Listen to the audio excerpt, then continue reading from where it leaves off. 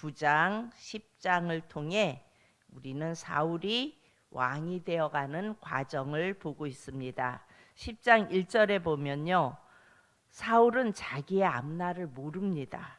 그냥 잃어버린 앞나기를 찾아다니는 인생인데 사무엘이 사울의 머리에 기름을 붓습니다.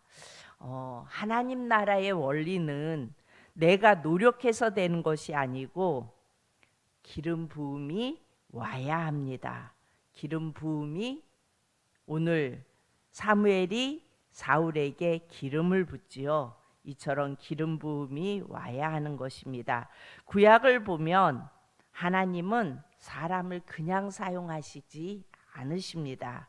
선지자로 사용하실 때도, 또 왕으로 사용하실 때도, 제사장으로 사용하실 때도 항상 기름을 부으십니다.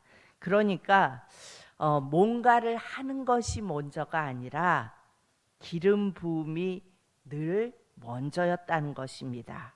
그리고 이것이 신약에 와서는 성령이 내게 임하시면 이렇게 말씀해요. 그러니까 구약에서는 기름 부음이 오면이고 신약에 와서는 성령이 임하시면 같은 의미입니다. 기름 부음을 받으면, 그리고 성령이 임하시면 인생이 달라지는 것입니다. 그러니까 하나님의 사람들은 기름이 부어져야 예수님이 믿어지고 인생이 달라지는 것입니다. 하나님이 기름을 붓는데 가장 중요한 기름이 뭘까요? 바로 메시아 기름, 구원자가 믿어지는 기름입니다. 메시아가 뭐예요? 구원자이죠. 구원자는 반드시 하나님의 기름이 부어져야, 그리고 신약에 와서는 성령이 임하여야만 믿어지는 것입니다. 아무리 성경을 수천독하고 그야말로 새벽기도, 산기도 열심히 쉬지 않고 돌아다녀도 하나님의 메시아 기름이 부어지지 않으면, 그러니까 성령이 임하지 않으면 아무 소용이 없습니다. 이들이 성령이 임하지 않으니까 어떻게 해요? 성경을 수천독하고 또 산기도도 열심히 돌아다니고 그러다가 신천지도 만들고 구원파들 만들고 뭐 어머니 하나님도 만들고, 그런데 이들이 이렇게 어떤 종교를 만들었지만 그들이 구원자, 메시아가 될 수는 없는 것입니다. 하나님은 그야말로 그런 것들한테 기름을 부은 적이 없습니다.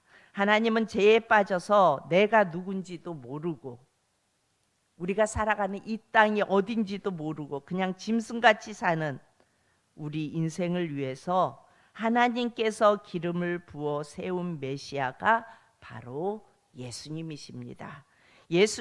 하나님은 예수 외에는 하나님의 기름을 부은 적이 없습니다. 절대 인간은 메시아, 즉 구원자가 될 수 없습니다.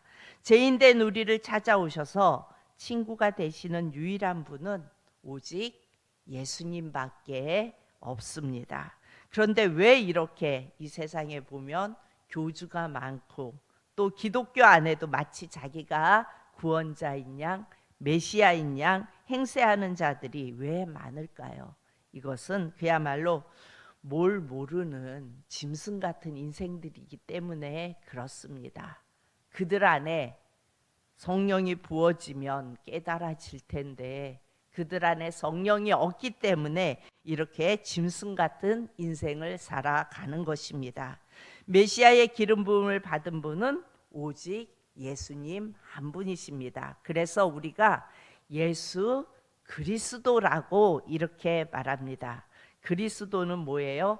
기름 부음을 받았다는 뜻입니다.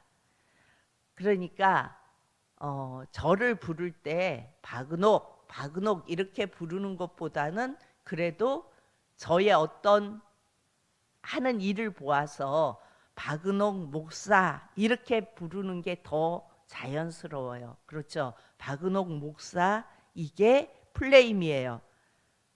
예수님도 풀네임이 있어요. 우리는 예수님, 예수님 이렇게 부르는데 예수님도 정확한 풀네임은 뭐예요? 예수 그리스도. 그렇죠. 예수 그리스도세요. 예수는 뭐예요? 죄에서 건지다 이런 의미를 가지고 있어요. 그리고 그리스도는 기름 부음을 받은 자. 그래서 우리를 죄에서 건지려고 기름 부음을 받은 자가 누구예요? 예수 그리스도. 그러면 예수님, 예수, 예수 그러면 죄에서 건지는 이런 의미예요. 약간 뭔가 부족하죠.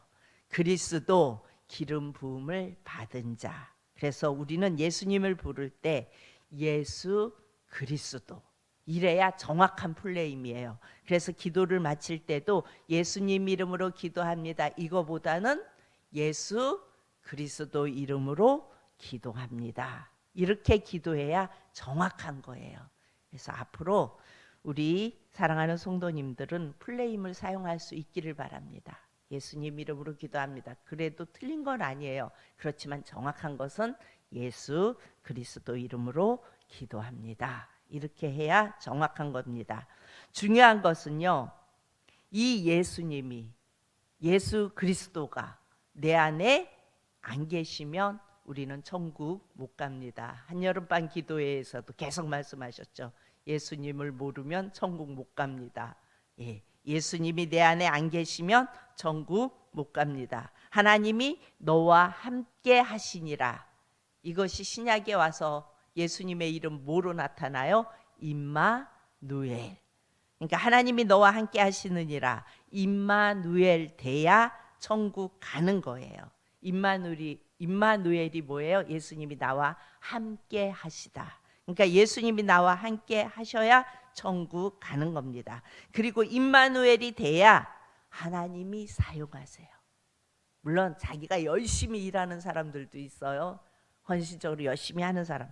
그렇지만 하나님이 사용하는 도구는 임마누엘이 되어질 때 사용하십니다. 여러분 신학을 했다고 공부를 많이 했다고 어떤 신약 박사 학위가 있다고 해서 하나님이 사용하시는 것이 아닙니다.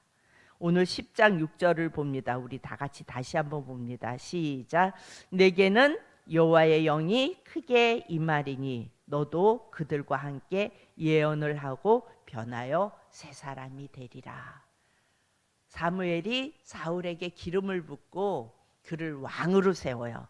그런데 사실 사울은 사무엘이 기름 붓기 전에는 그냥 아버지의 심부름으로 이 나귀가 어디 있나, 암나귀들이 어디로 도망갔나 그걸 찾아서 여기저기 헤매고 다니던 그냥 평범한 인생이었어요. 그런데 기름을 붓자 그에게 여호와의 영이 크게 임하신다고 말씀. 성령이 임하시는 거예요. 그리고 성령이 임하자 이가 그들과 함께 예언을 하고 변하여 새 사람이 되리라. 그러니까 선지자도 하나님의 기름을 붓죠. 그래야 선지자로 세워지죠.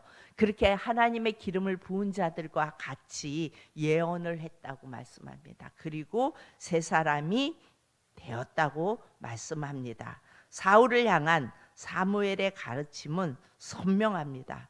네게 주의 영이 임하시면 평범했던 사울이 예언을 하고 변하여 새 사람이 될 거다 말씀합니다.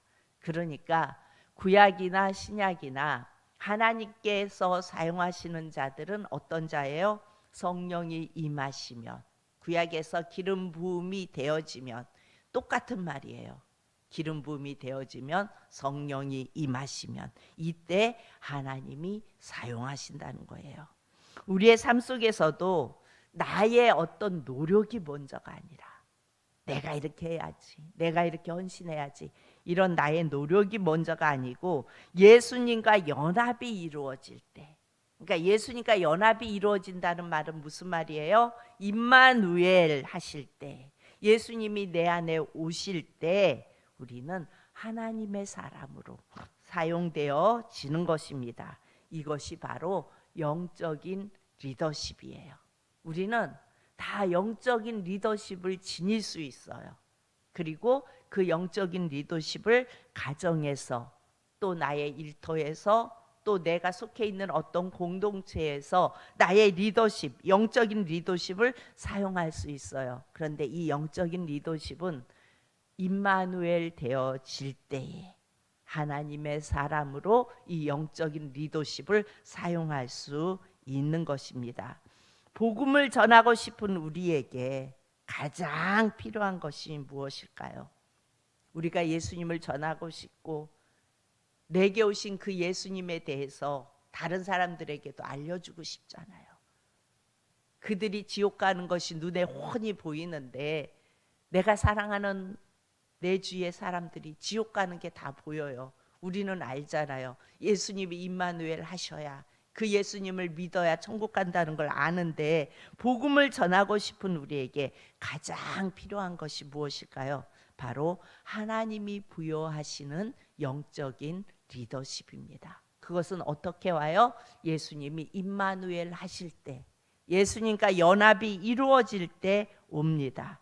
그러면 거룩함과 사랑으로 말미암은 영적 권위가 오게 돼요. 그래서 하나님의 사람인 우리의 말 한마디가 그들에게 사람의 말로 들리지 않고 성령의 위로와 그리고 십자가의 소망을 붙잡을 수 있는 그런 말로 들려지게 되는 것입니다.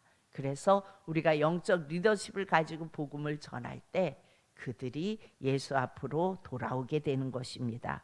오직 성령이 너희에게 임하시면 너희가 권능을 받고, 이 성령의 권능으로 이 전과 이 후가 완전히 달라졌던 사도들처럼, 그러니까 예수님의 제자들처럼 우리의 삶이 임마누엘 되어질 때, 임마누엘 할 때, 예수님이 우리와 연합되어질 때 우리는 영적 리더십을 가지고 오늘도 살아갈 수 있는 것입니다.